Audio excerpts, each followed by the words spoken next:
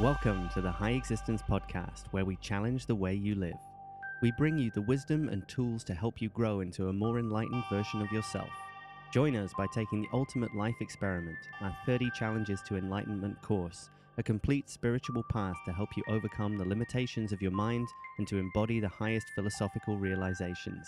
Use the code WISDOM at checkout to get a huge 25% off the course, available only to podcast subscribers at store.highexistence.com. I'm your host, John Waterlow. You can find me over on High Existence and on my own podcast, Voices in the Dark. Hi, everybody, and welcome to the High Existence Podcast. I'm your host, John, and my guest this week is Andrea Domenichini. I'm the only one who can say his name, apart from you yourself. Who I've known a long time, who's a good friend of mine and the co-host of our own podcast, Voices in the Dark.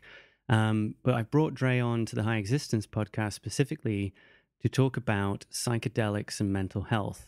Now, there's a lot of stuff that you've probably been reading on the site or you've heard about, research going on into how psychedelics can help things like PTSD, anxiety issues, depression.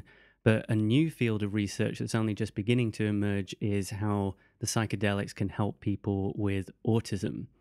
That's very new research that's only just beginning, but Dre's been deeply interested in this for quite some time because of his own situation. Yes. Would you even go so far to say as you've cured or largely overcome autism through psychedelics? Well, hello, everybody. Yeah. Thank you for having me on, John. Mm-hmm. I would say so. I mean, it's kind of like an infinite battle, though. It's not like a night and day complete clearance. It's more of I'm winning the war. I'm winning most of the battles, but there's still a pull back towards that. Okay. And certain things can pull strongly. So that's kind of the headline setup that before the research, you've done your own research on yourself. Yes, to find self-experimentation. And now the science is beginning to catch up. And we were talking with Rick Doblin about this when we met him recently. And he's very enthusiastic and hopeful for the future of how autism can be, or people with autism can be helped through the careful use of psychedelics.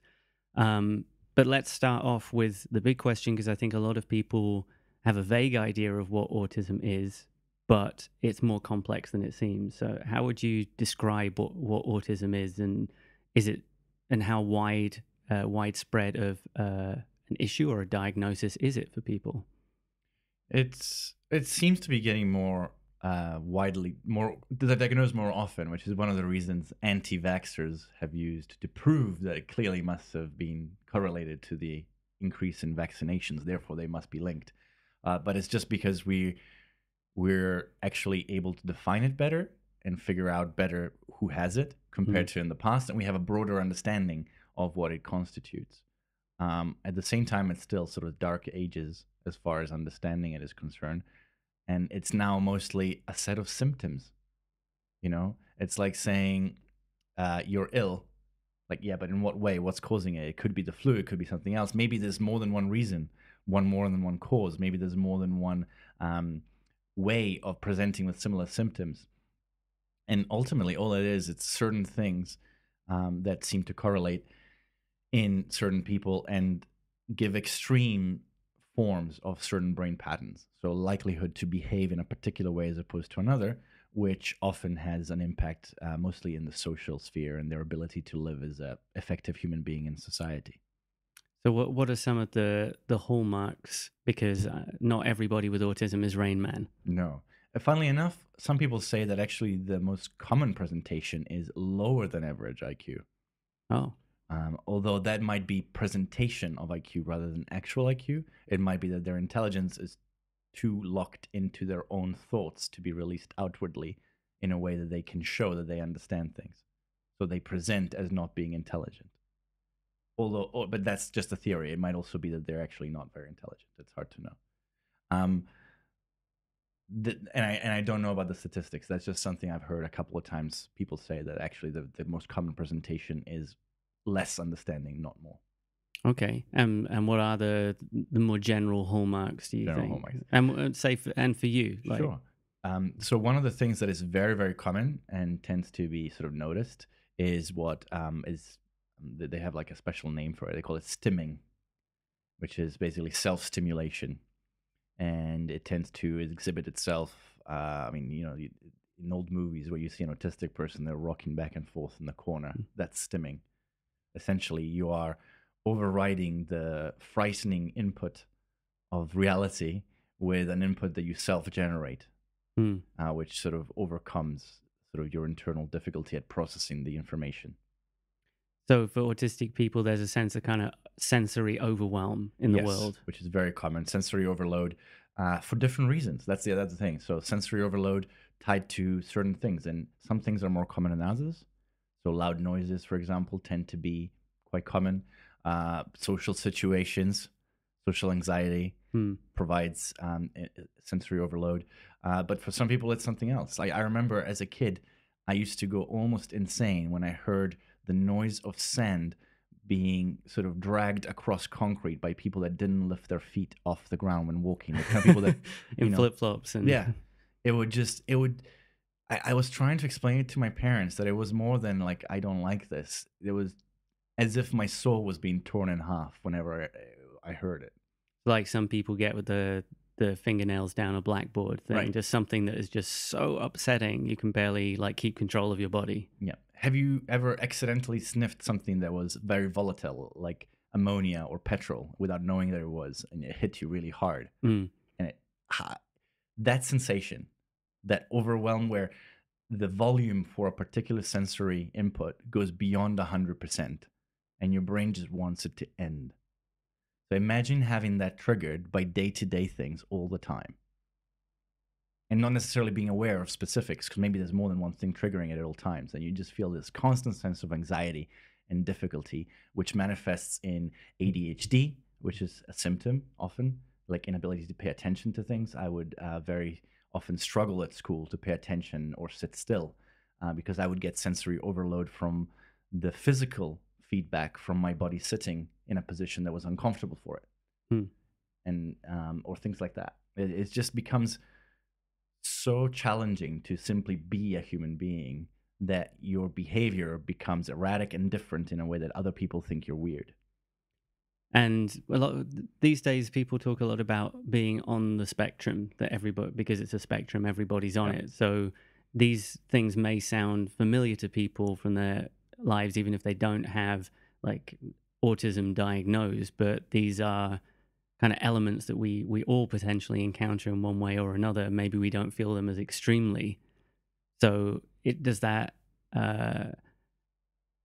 two ways I want to go with this. I guess first of all, I'd like to ask about like the social aspect here, which I think is another thing shared by plenty of people when it comes to like trying to understand others and having trouble with that, or feeling like you have a lot of social anxiety, you can't connect with people.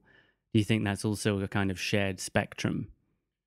I mean, it's a common human fault anyway, because, it's something that will continuously try to improve itself. Our social capability and social intelligence is evolving.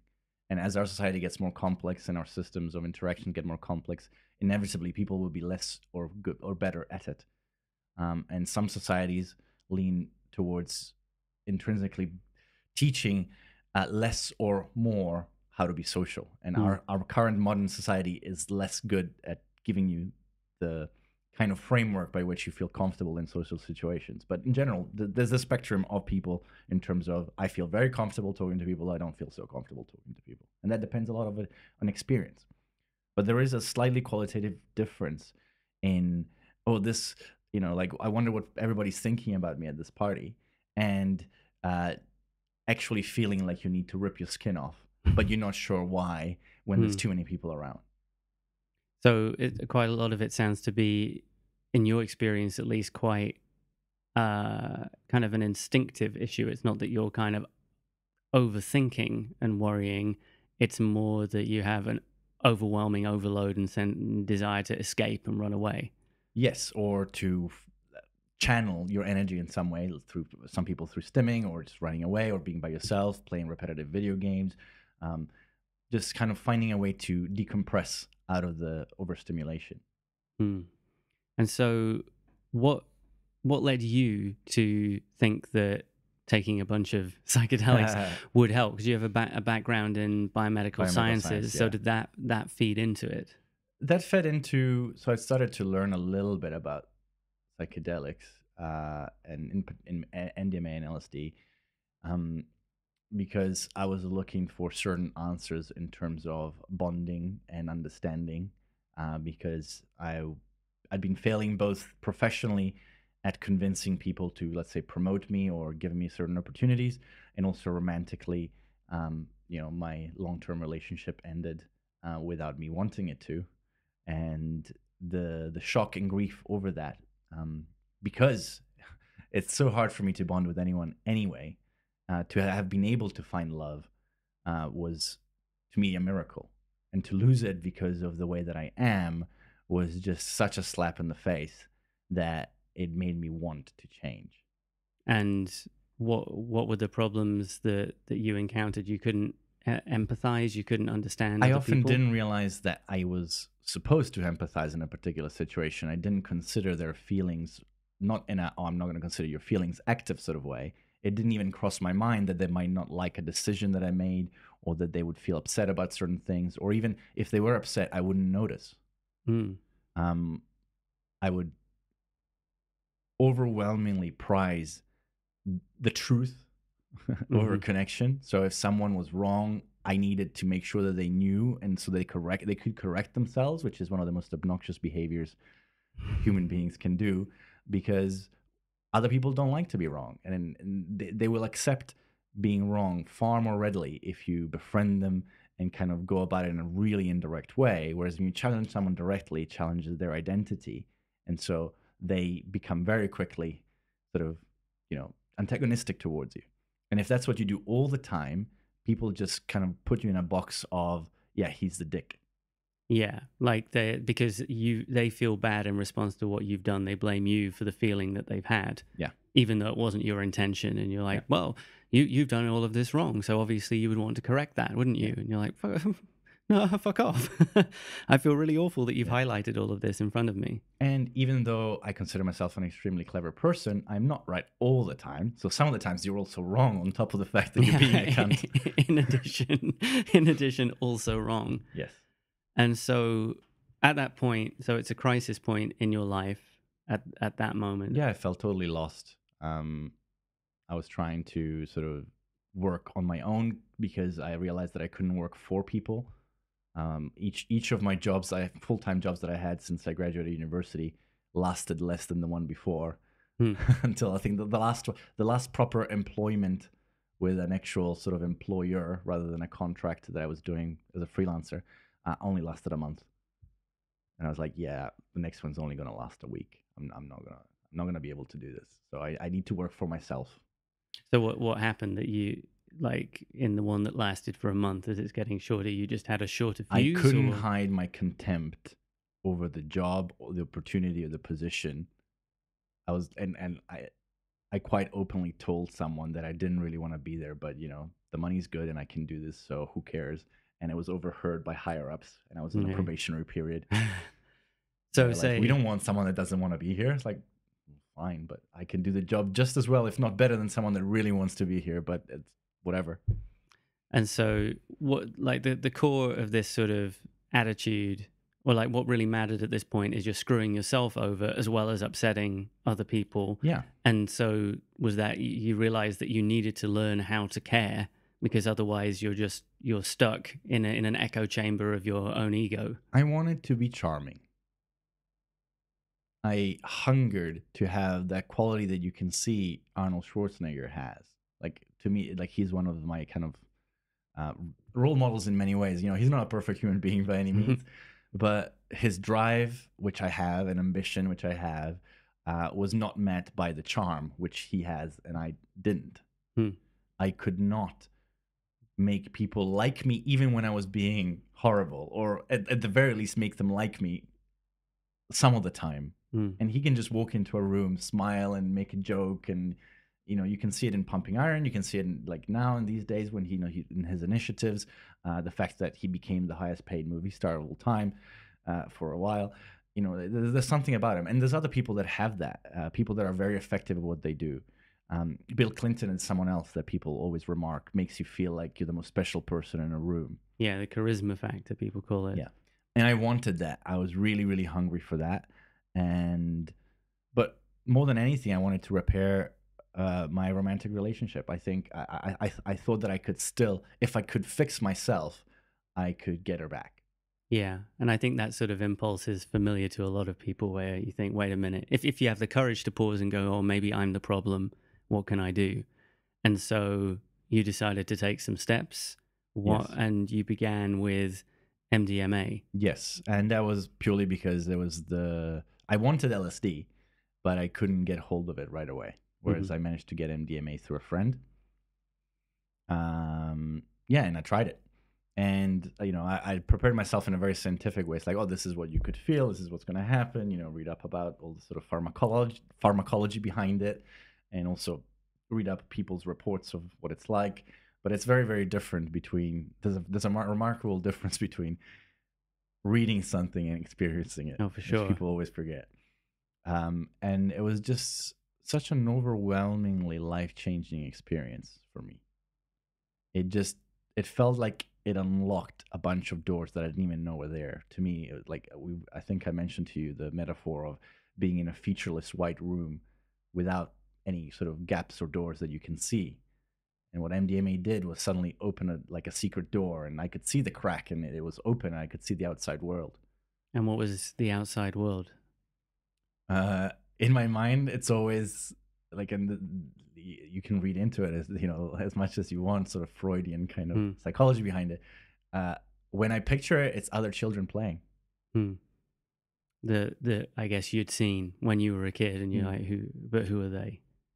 Like, it's not specific. No, I mean, that's the question for you, like wondering who or how to be able to interact with them. Yeah. And so MDMA opened that door, and what did that mean, like, emotionally? It triggered in me a feeling that I'd never had before, I don't think, at least not. It was very different. I had logical empathy. I'm like, oh, that person's sad, so I'm also sad. Or movies could sometimes trigger an emotional response like that if there was a sad scene or a character died that I didn't want to die, that kind of thing. But I'd never felt another human being that I know and I see in real life's pain. I never felt it.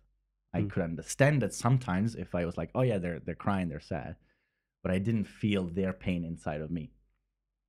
So true emotional empathy was triggered, and coupled with the memories of all the sort of bad experiences of the past, my mind kind of played back every kind of moment that I'd caused pain, and this time I was feeling the pain that I'd caused. Oh, wow.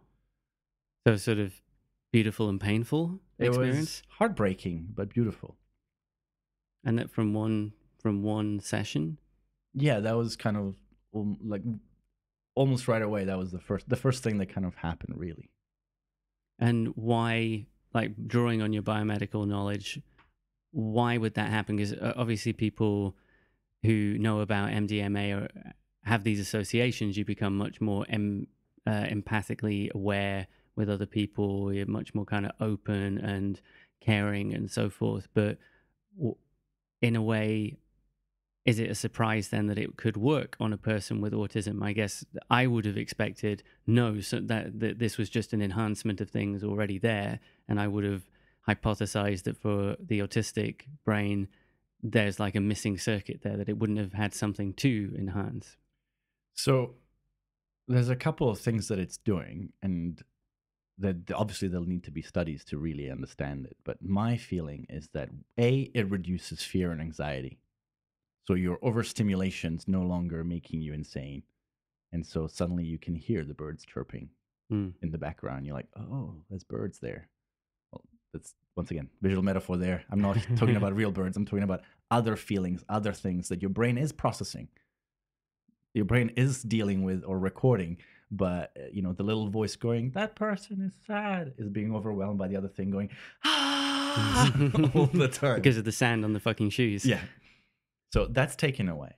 but also it moves the mind. So there's a really great video, RSA Animate, The Divided Brain, which was an animation of a lecture given by Professor Ian McGilchrist? McGilchrist. Not sure. And it talks about the separation. Most people call it left brain versus right brain, but it's actually not necessarily left versus right. There's more than one brain circuit that sort of operates this way. There's a duality of mind in many aspects. In this particular case, there's one side of the brain, metaphorical side. I don't mean left and right, although technically the left side is more prone to this. That is responsible for narrow, sharply focused attention to detail and processes and logic. That's the side that in autistic people is turned up to a million. And actually there's some autistic people are actually more the other way in some ways. But anyway, like a lot, like the most common one is that Okay. side. And the other aspect of the brain is sustained, broad, open, looking for it's more loosely kind of engaged with the world. It's looking for a connect, not sort of step by step mathematical connection between each subsequent sort of stage of something. It's looking for broader things like, that cloud looks like a person. Right. Whereas an autistic person goes, it's a funny shape, but. Yeah. Okay. So the more sort of playful aspect isn't so prominent. Looser in a way that is potentially wrong a lot of the time, but allows for finding unusual connections and patterns between things. That part is very, very important towards connecting with another human being, because you can't relate to someone if you are only seeing through a very specific and narrow set of qualities and feelings which you have. You need to bridge the gap. You need to be able to see that, that person is also having fun, but they're expressing it, even if it's like a millionth of a percent different. If you're trapped in the other side, then it's not the same.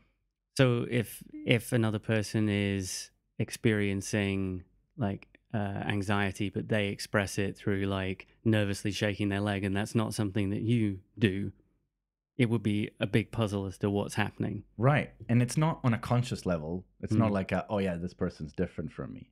But it's a subconscious feeling of being an alien and being different and being separate and not really having a really fully developed theory of mind where you can understand that other people have separate thoughts and feelings and desires from you, but they're also saying the same. They're having a similar experience, but inside their own heads. The inability to connect with that causes an inability to operate socially.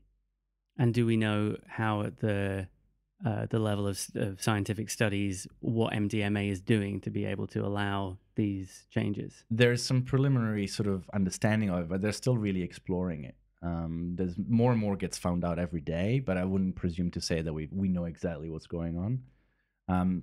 So MDMA is primarily acting by allowing more release of certain neurotransmitters, serotonin, dopamine, and norepinephrine into the synapses of certain specific neurons, because it binds to a particular channel system which makes that go more. So basically more neurotransmitters are being released, and so certain brain structures will get activated more than they do on a normal basis. Because they got kind of more fuel. Yeah, there's just the way the brain operates. Each brain connection has a certain threshold of input, where when the analog signal of how much neurotransmitter is at the synapse goes beyond a certain level, the digital signal of no input or input gets triggered and that neuron fires. So you're turning an analog signal into a digital yes or no. The threshold required to activate the digital yes or no is a certain amount. So if a particular neuron releases 10 of this neurotransmitter and you need 11 to trigger the input, nothing happens. But if MDMA makes sure that there was 2 or 3 floating around in the synapse anyway, when you release 10, you have 13, and that triggers the input. Okay. And so that could be part of what's going on here. And so with the MDMA, at least, what do you think, what happened after you had that first experience? Like, did that Sounds like a threshold moment, but I guess you had a lot of work to do afterwards. Yeah, so the powerful, immediate, and strong and relatable connection that you feel that I felt during it did go away. Hmm. But it felt like it was, the explorers cutting a path through the jungle. Even after the explorers were gone and the undergrowth started to grow back, there was still a path now that I could try to Okay. walk. And it's a difficult path, but the more you walk it, the more it establishes itself. I feel like by allowing certain parts of my brain to activate and to fire the way that it fires in normal people, um, it allowed them to exist. It allowed me to be able to try and use them more. And as they say, use it or lose it, or basically, it's like a muscle. If you've never moved your arm, it's going to be completely atrophied. But the moment someone, kind of does some physiotherapy and you're able to move it, then you can start training it and getting more kind of strength. So how do you practice empathy? Well, it made me more likely to spend time with people and actively be engaged and interested in what they had to say in their day-to-day lives. And so I started humaning more, just being around people and talking to them and trying to be part of their lives. And not feeling like it's just a purely scientific experiment. I'm not David Attenborough in the middle of gorillas going, "Oh, that's nice, that's interesting." I was actually part of the group. It's the image coming to my mind is like maybe you could have been interested before, but if you're on your own little island and everyone else is over on the other island, it's hard to be interested in their experiences and their day to day because you're sort of yelling across a distance. You're not being able to hear what they're saying. You can't really make out what's going on. But once there's a bridge or you've got a boat, you can go over and be like, oh, okay, well, this is starting to make a bit more sense because I can hear you more clearly and I can sort of Yeah. see what it is that you're doing. Yeah, I guess it's like that moment where you're learning a foreign language and suddenly it's not just active conversation you're trying to have that makes sense, but you hear someone talking and you know what they're talking about and you have something to say. Hmm. You're not just going, That what are they saying? What difference. are they Yeah, it's saying? not like okay, I need to talk to this person because I need to go to find to find the museum. Like the typical classroom question of like, where is the museum? It's more of a someone going, well, actually, I believe that organic fruit isn't that great, and you're like, and in that same language, you go, actually, like to be able to have that difference where you suddenly think of a thought in that language. That's what it kind of felt like to me. So that was the beginning, and then LSD was the second chapter. Yeah, so MDMA kind of flung the door open, but LSD is what took me out of the door and let me explore the world. I felt like after the path had been cut through the forest, LSD was like the Roman Empire paving the roads and building them and connecting all the parts of my brain together. So suddenly it wasn't a schizophrenic separation between emotional Andrea and logical Andrea. They were working together somewhat and connecting and strengthening that connection. And also it reduced a lot of need for certain things to be stimulated for me. It reduced the feeling of overwhelm for a lot of things. It kind of allowed a lot of frustration to be expressed and expired and let go. So it does build up from time to time, but it's much less than it used to be. But also, all I need to do when it builds up too high is to have another trip. And generally, that kind of fulfills whatever my brain is looking for to be stimulated or understimulated. Like it gets zeroed out. I go back to zero. It's a way to kind of reset the system. So would you imagine that if other autistic people were experiencing the same sort of benefits as you, that this would be an ongoing kind of, okay, I think I need to go to the doctor if it became a medically approved treatment, okay, I need to go and get my like monthly or biannually. I think it'll be really, really helpful. I think it would make such a difference to their lives and potentially allow progress that might happen later in life to happen earlier. Like when we talked about this recently, we had a lot of backlash by people saying kids shouldn't try these drugs, assuming that we meant kids because people hear about autistic kids. But guess what? There's autistic adults. Yeah. But funnily enough, I do think it should be given to kids. At least MDMA should. LSD might be a bit much for them to process until they're sort of preteen or teenage age, and it might have effects that we are not aware of in terms of brain structure growth, because they're at a critical point of forming connections, kids. So we might, studies would need to be done probably on people that are severely at risk of not being a complete human being, so that the difference between them being so autistic that they can't function and being slightly psychotic so that they can't function isn't as important as fucking up a normal kid, but ultimately I feel like it's very likely that it'll be very, very beneficial to allow progress at a time where the brain's more plastic. Isn't that usually the argument leveled in the opposite direction of that's why kids, people who are going to try mind-altering substances should wait until their brain is kind of ready? Yeah, because that's the assumption that their brain is now solidified in a good state. Do you really want it to be solidified in a state which, maybe you get a slight window of what you could have been, but then it always moves back because that's the way you are, and now you can't change it as much. I feel like it would be better to make the change when there's more capability for it to be a permanent and significant change. In neurogenesis, which is something very important, I feel like my brain laid out new connections, and the research both of MDMA and LSD shows that it does stimulate neuron growth in certain areas of the brain. If you do it at a time when there's far more brain cells and the brain is more likely in any way to have neurogenesis, it might make such a bigger, more lasting impact potentially. But research needs to be done. I'm not advocating let's just give these things to kids right now without checking. I'm saying let's figure it out. And why do you think that LSD, what does it do at like the science level, that as far as we can understand it? Why do you think that helped you, and how is it in a different way to MDMA? Yeah. So MDMA is a very weak agonist which means activator of the serotonin 2A receptor.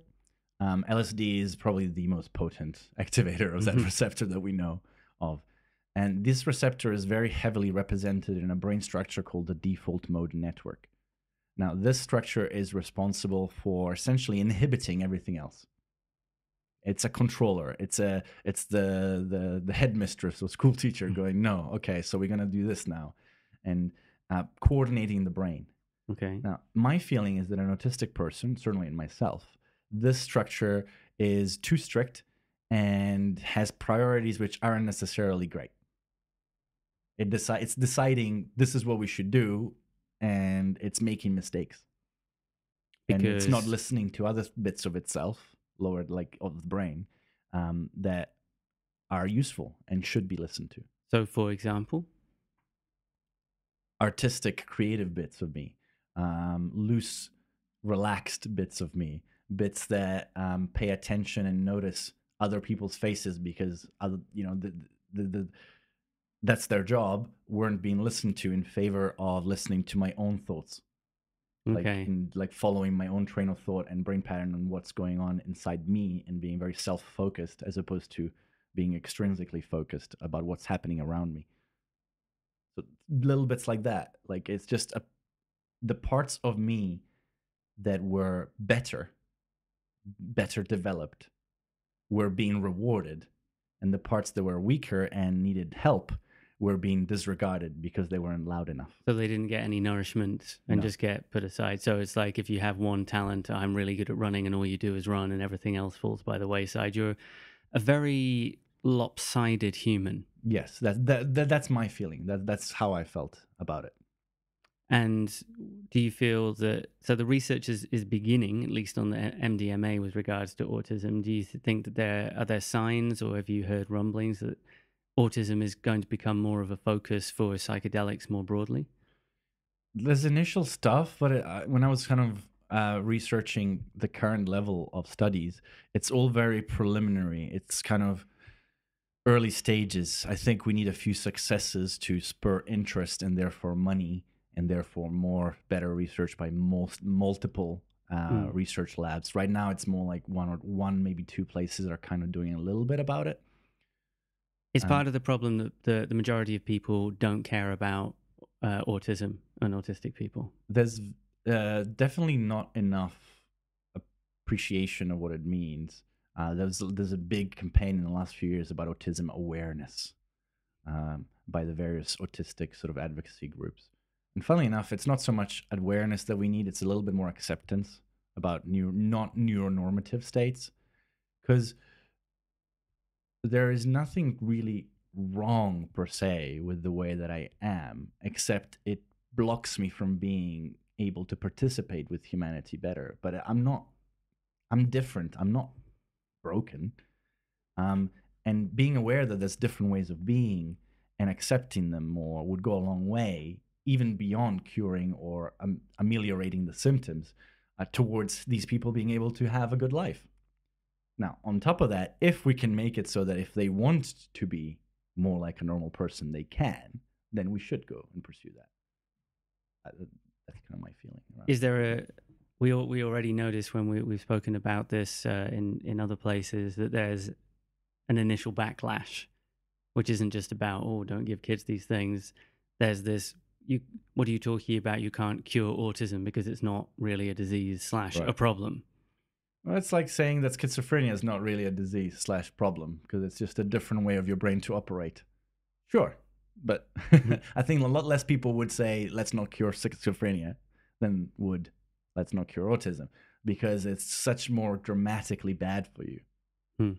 But you are danger to yourself and others level of bad, isn't as perhaps dramatic as you will never be fully happy or complete or fulfilled within humanity if you're somewhere straddling the spectrum and you're not 100%, I'm perfectly cool being completely alone forever.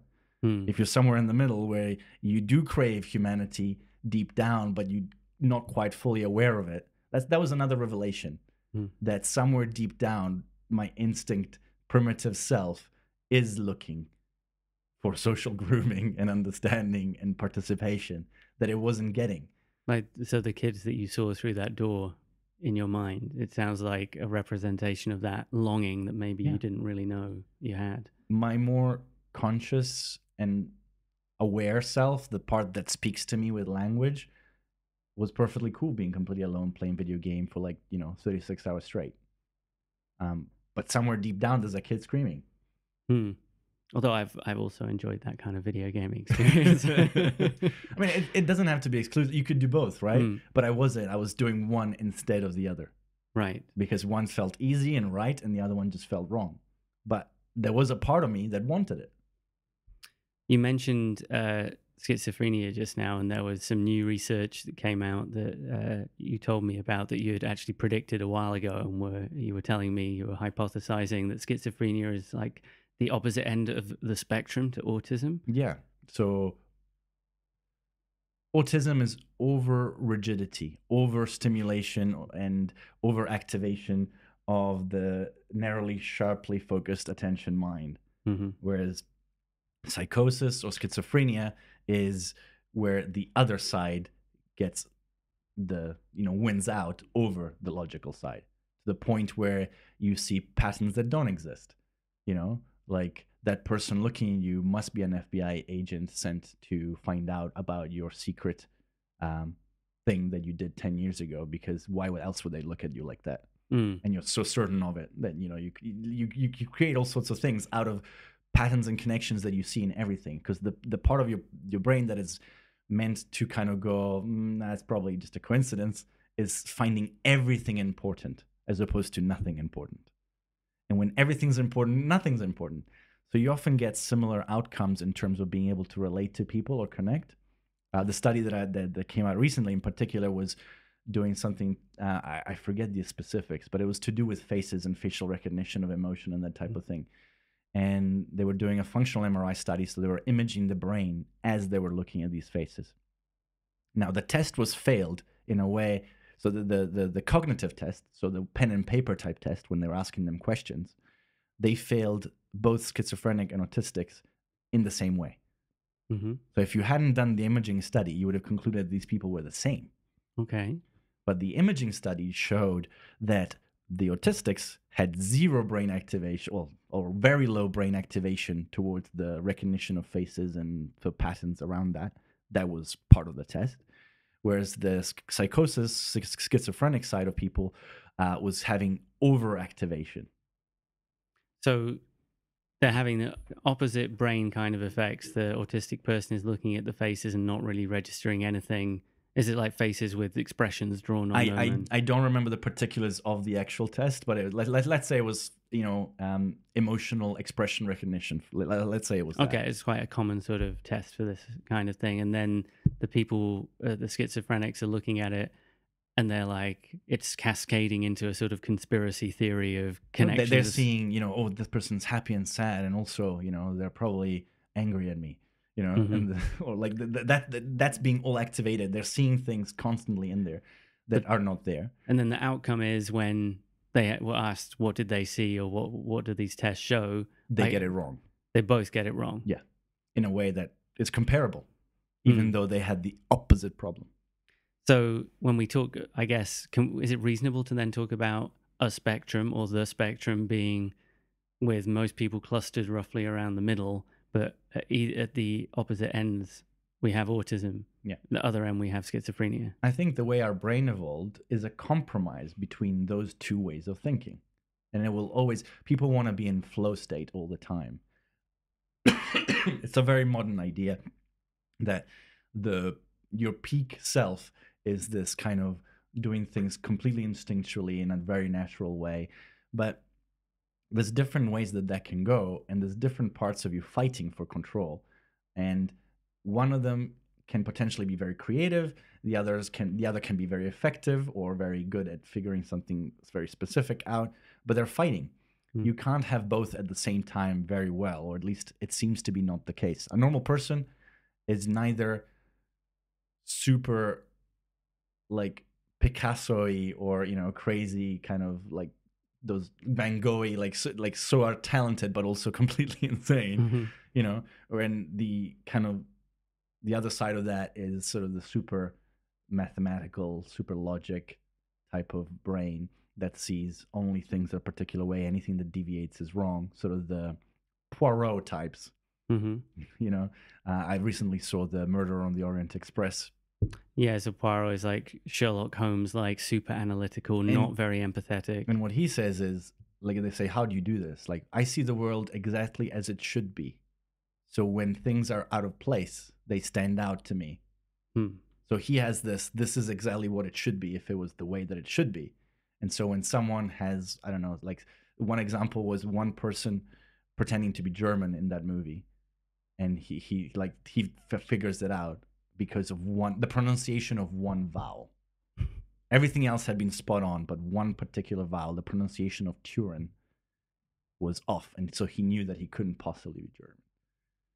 And that's the type of autistic side of brain. When the mind goes too far that way, you're good at that type of stuff potentially, or maybe other things that are like that, but you can't,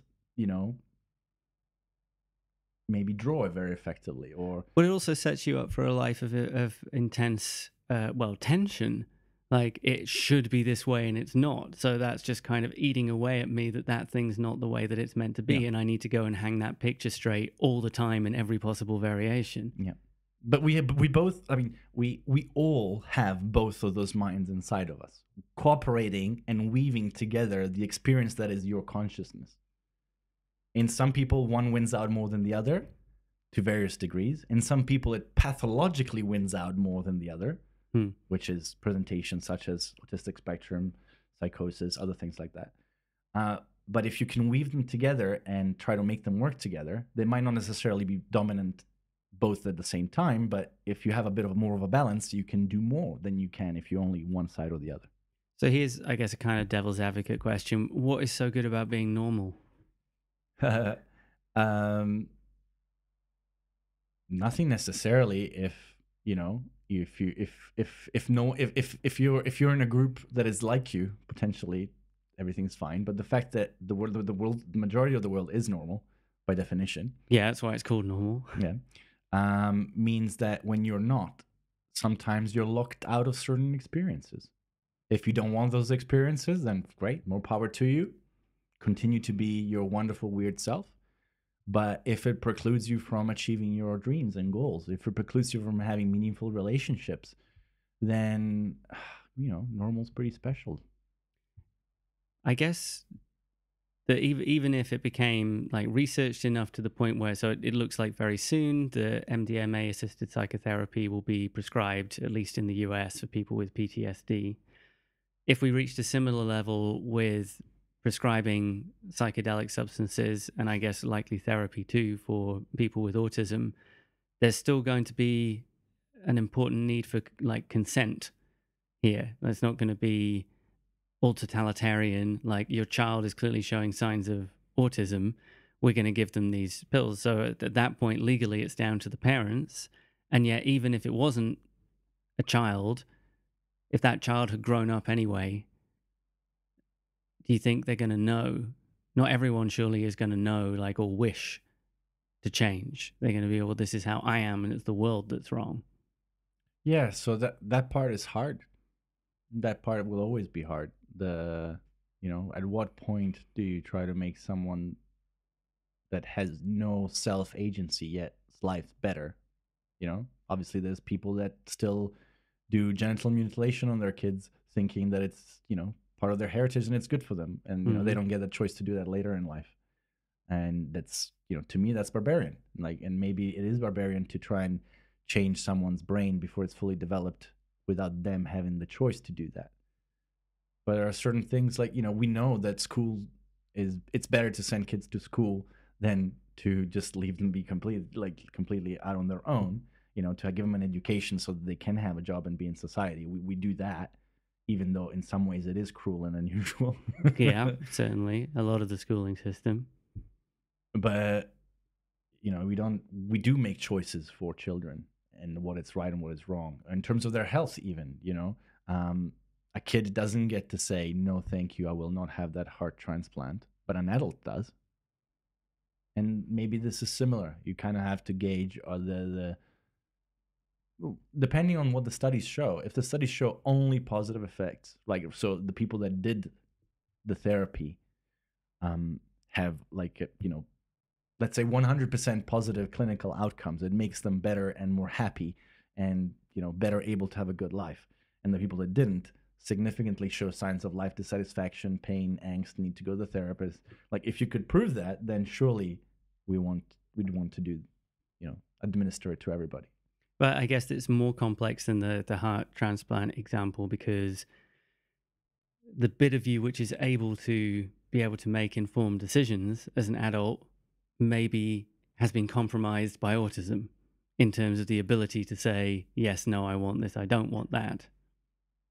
Right. Well, for adults, it's a bit different in that you can just say, if they're frustrated and they go to a clinician in a post legalization of psychedelics world, and they're like, I just can't relate to my wife, I think she's gonna leave me because I don't understand her, then the psychologist or psychiatrist could go, well, if you wish to try and feel more of her feelings, MDMA assisted couple therapy might be a good idea. Would you like to do that? Oh, that would be good for many people, whether they have autism or not. Yeah. Or maybe this is part of this discussion is just, in fact, emphasizing the need for the closeness already of inclusivity. I think most, or hopefully a lot of the listeners to this conversation are thinking that even if they don't have autism, they can see themselves in the kind of problems. They can remember examples in the kind of from their own lives of the problems that you're describing. And that's one of them. You don't have to be on the spectrum for it, but doesn't that remind us and show us that people who are on the autism spectrum are really experiencing in many ways problems that we do too, but at a more intense level? Yeah. And I think that's already a change, to be able to recognize that, because when you can't recognize yourself in somebody else, it becomes very alien and creates this sense of distance. And I think that's what many people experience if they know, like, say, peripherally, an autistic person at their workplace or in their life, and they're just like, I don't know how to interact with you. It's like when, like, kind of the reverse example where in the earliest tests of LSD, and they gave, I think, was it gorillas or monkeys? They gave one monkey or gorilla LSD, and it was just sort of kind of chilled out. But the rest of the animals freaked the fuck out because they hypothesized it was no longer the one that was tripping was no longer observing the kind of niceties and codes and social dynamics. And they're like, what is going on? You know, What it's does like, this mean? yeah. And so it's like the opposite. It's like you take it and you become like the autistic monkey, whereas you're proposing you can take it and become more like the other Yeah, people. yeah, and it's changed my life. It's changed my relationships with friends, romantic partners, um, colleagues. It's I'm a more effective human being and better able to take part in the human experience. Hmm. And do you are you seeing this as a kind of a mission that you want to try and push forward yourself to bring awareness to this and hope that it can encourage there to be more research so that people realize the possibilities? I'm a big advocate of psychedelics, and I wish more people came out of the psychedelic closet. The way Rick Doblin says, I think he says that he's got a certain number. I think is it 100 they're working towards 100 famous people willing to all come out at once and say that they've taken it. Once they reach that number, the goal is to do it so widely and immediately that by so many people that other human beings admire that maybe society will go, oh, maybe it's not so bad if all these people suddenly are saying that LSD did something special for them.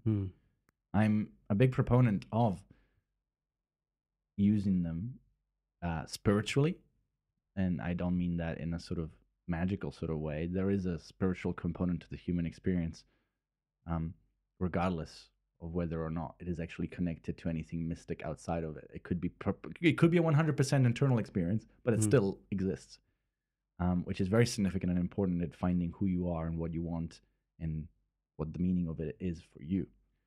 But also, I think it is the way forward for reaching a higher level of human kind. I think we're on the verge of another leap forward in terms of cognitive capability. And I feel like experimenting with these compounds that connect more of our brain together and allow a greater flexibility in the way that it works could lead to better discoveries, exploration of space. It could lead to even better music. Imagine a world where, even a 5-year-old can compose to the level of Mozart. Like at some point that could happen, right? Because if you try to make a chimp, play the drums or do a drawing, compared to what a human being can do, there's that level of separation, right? Right. And the next version up of humanity or aliens or whatever could view, the best of our work could be the worst of their work. That's kind of what I see the potential of some of these compounds as well, because they do seem to potentiate and expand the mind. And I think more research in that and more experimentation with that alongside our evolution could lead to some interesting developments. It sounds like a high existence. Badoom. Uh, What closing thoughts would you like to leave people with? What would you like them to take away and consider with regards to their own lives and relationships, or maybe to if they are autistic or if they know autistic people? What is the message you'd like them to consider? my message for people about themselves is sort of a two-parter, talking about the duality of things. Um, it's okay to be you. It's perfectly okay, but it's okay to want more. There's nothing. It does not wanting more does not mean that what you are isn't good. The same way that wanting to be stronger in the gym doesn't mean that you're not strong. Hmm. It's okay to want to improve, and it's okay for it to be hard and maybe even unachievable. You have to hold both states in your mind. You have to be happy with yourself but strive for more. I think that's the essence of being a good human being. Hmm. To have both of those things together, so you don't completely unravel, but also you're not stagnant. In terms of people that know autistic people, what I would say to you is they don't understand you, and that upsets you. but you don't understand them. And for the few that do make the effort, like I did, to understand you guys, you realize that you, normal people, don't actually understand each other or us. You just think that you do. And it's very, very. At first, when you first realize that, it makes you angry and bitter and like extremely frustrated. Like, like, why am I being told that being, empathetic and understanding is a good thing when nobody does it? Nobody does it? Nobody does it well. And a lot of people think they're doing it, but all they're doing is understanding themselves. And because the other person's like 70% close to what they are, they sort of understand them. But, let's say an example, father and son, they like each other just fine. The father thinks the son's a good son and everything's good. They understand each other, and then suddenly the son comes out as gay and the father disowns him. How did that happen? They were connected. They had a good feeling. They had a good feeling so long as they were the same. True empathy and true understanding is when you're able to understand someone's decisions or behavior or way of life when they're different from yours. And I don't think most people are actually able to do that. So you're expecting autistic people to kind of step up from where they are and reach out and grab your hand, but you're not extending the hand. What do you think extending the hand would look like in this case? Just be more patient, more understanding, and more accepting perhaps that person will always, disregard your feelings when making a financial decision because they just can't even imagine that you would want something different from you. Being able to relate to that isolation and seeing and maybe even slightly pitying the fact that they can't connect with you that way, as opposed to being so frustrated that you punish them and make them feel alone. Punishing somebody for their nature when that nature is not malicious, even if you might react as though it's hurtful, that's a really terrible thing to do. It's like hitting a baby for crying. Yeah. Or punishing a dog for running.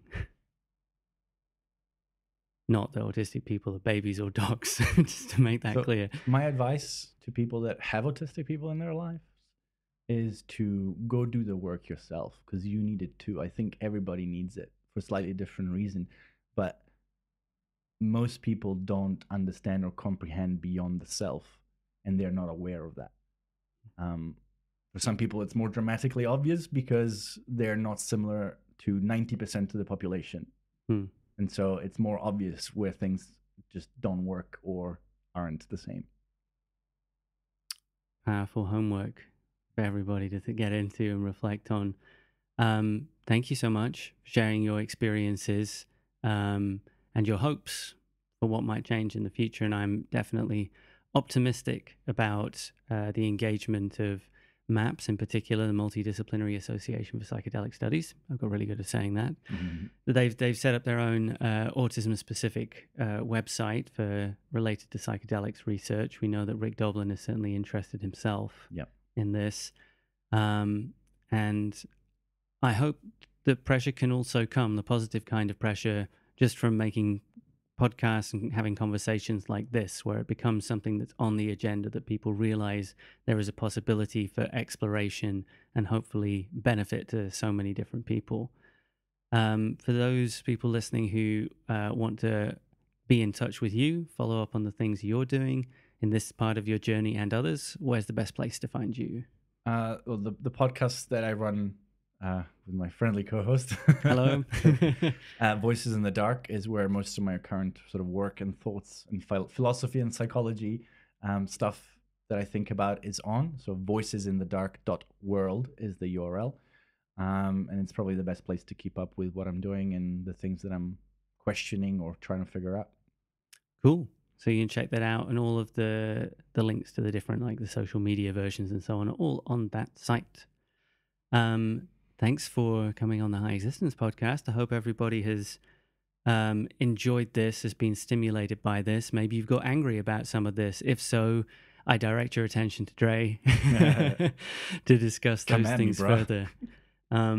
This isn't our podcast. This isn't Voices in the Dark, but I think it's an episode where I'd like to sign off the way we do on Voices in the Dark.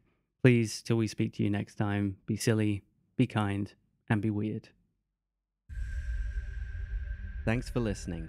If you appreciate the High Existence podcast, the best way to support it is to invest in yourself by acquiring one or more of our self-development tools at store.highexistence.com. Use the code WISDOM at checkout to get a huge 25% off the 30 Challenges to Enlightenment course. You can also leave reviews on iTunes or share it with your friends on social media. Thank you so much for tuning in, and cheers to a high existence.